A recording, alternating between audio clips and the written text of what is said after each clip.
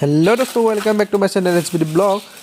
আশা কৰোঁ সকলোৰে দীপাৱলী ভালে ভালে গ'ল আৰু আমাৰো এইবিলাক চাওক, এনেকুৱা ধৰণৰ লাইট, এই বোমা আৰু এয়া ফুলজাৰি, এয়া কেণ্ডেল, এয়া চাকি।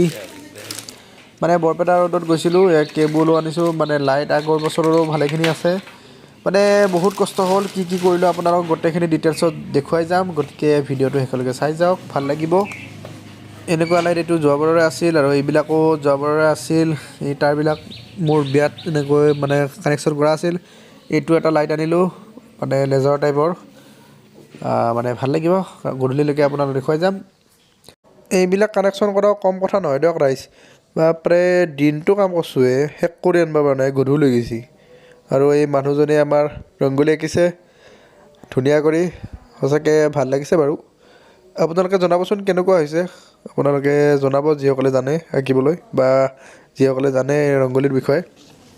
আৰু এতিয়া চাওক আমাৰ ঘৰৰ আলোকসজ্জা কেনেকুৱা কি কৰা হৈছে। গতিকে শেষলৈকে ভিডিঅ'টো চাই থাকক, গোটেইখিনি উপভোগ কৰক।